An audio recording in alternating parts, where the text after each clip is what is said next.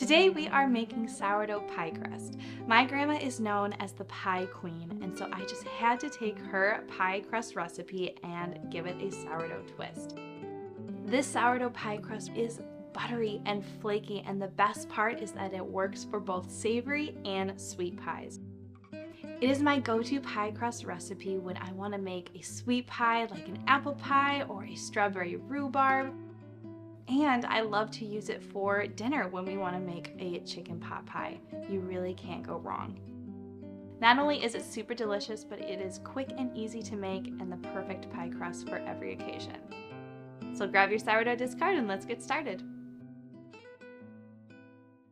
My grandma swears by using lard in her pie crust. It has a higher melting temperature, so it's not going to melt while you're working your dough, allowing your dough to really have all those lovely flaky layers when it bakes. If you prefer not to use it, then just supplement with more cold butter. In order to get the flakiest layers in your pie crust, you want to make sure that you're using cold ingredients. So first off, I'm going to place the lard in the freezer to make sure that it's nice and cold. You're going to add 70 grams or 1/3 a cup.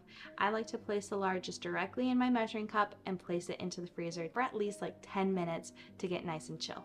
Next, let's move to our dry ingredients. First, you're going to grab a kitchen scale and a food processor. I love using a food processor because it just makes this recipe super quick. However, you can do this with a pastry cutter as well. To my food processor or to a bowl, you're going to add 240 grams or 1 3/4 cup of flour. I'm using just all-purpose flour. You could use pastry flour as well. Next, we're going to add 6 grams or 1 teaspoon of salt. For a little lift, we're going to add 3 grams or 1/2 teaspoon of baking powder. Now for the butter. I like to use frozen butter just to ensure that my butter stays nice and cold. Again, we want it firm before it goes into the oven to bake to be nice and flaky. We're going to roughly cube 113 grams or 1/2 cup of unsalted butter.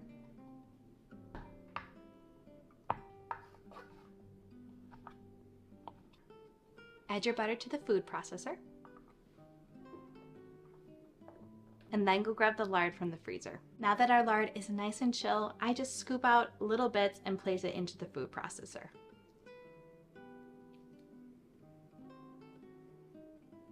Mix this on low for about 15 seconds or so, or until the dough starts to look crumbly and forms into pea-sized pieces.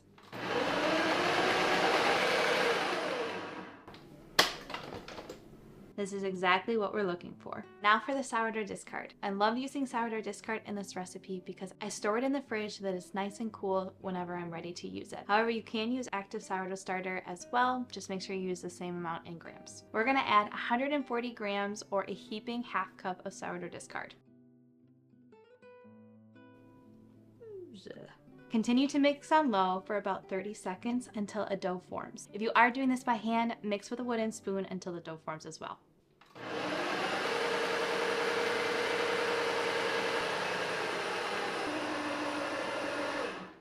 If you notice after 30 seconds your dough isn't forming, it may be because of your discard that you're using. Fresher discard tends to be more thick, while older is a little bit more runny. If that is your case, then you may just need to add a little bit of ice cold water. I would start sparingly, like a teaspoon or so, add it to your dough and continue to mix for another 10 to 15 seconds. Continue to do this until your dough forms.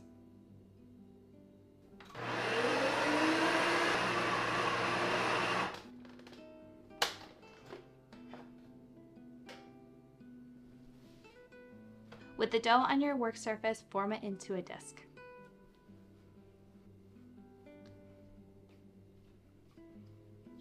This recipe is enough for a double pie crust, so we're going to cut it in half.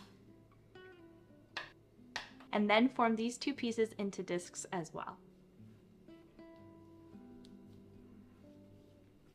Cover them with plastic wrap, and we're going to chill our dough for at least an hour before using.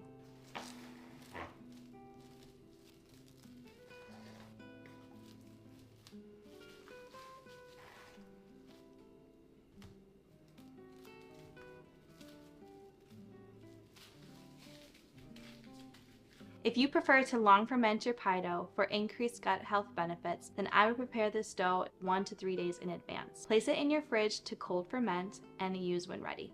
Once you've chilled your pie dough for at least an hour, remove it from the fridge and let the dough rest for about 15 minutes at room temperature.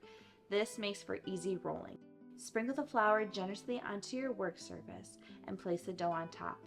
Sprinkle a little bit on top of the dough in your rolling pin and begin to roll. I like to roll my dough about 12 inches in diameter to fit a 9-inch pie tin. Occasionally turn and flip the dough while adding more flour. This will help prevent the dough from sticking. Repeat with the other half of your pie dough if you want to include a top pie crust. Once completely rolled out, I like to roll up my dough onto my rolling pin for easy transfer to the pie tin.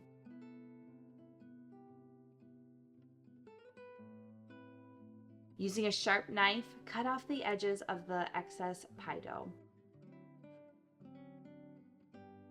Don't throw those scraps away. They make for delicious ham pies. You can finish off your pie crust however you like. If you are making a double pie crust, then you'll want to place that on top. You can crimp it or you can use a fork to help seal the pie dough. I'm just making a single pie crust here, and I'm showing you how I pinch the dough to make a decorative crust, but you can do whatever you please. And just like that, you have made one of the easiest and most delicious sourdough pie crust recipes. I love this pie dough recipe not only because it's delicious, but it is so quick to put together. Make it by hand or use the convenience of a food processor and you have a pie dough in no time. This pie crust is buttery and flaky and incredibly light, and it goes with any recipe that you would like to use it, from sweet to savory. It is my go-to pie recipe, especially around the holidays when I'm making lots of pies. And just to show you how delicious it is, I had to make my apple pie using the pie crust recipe. It was light and tender and complemented the cinnamon apples so well. Top it off with fresh whipped cream or a scoop of your favorite ice cream, and it is a heavenly bite. I hope you give this recipe a try. Be sure to like and subscribe, and I'll see you in the next one. Bye!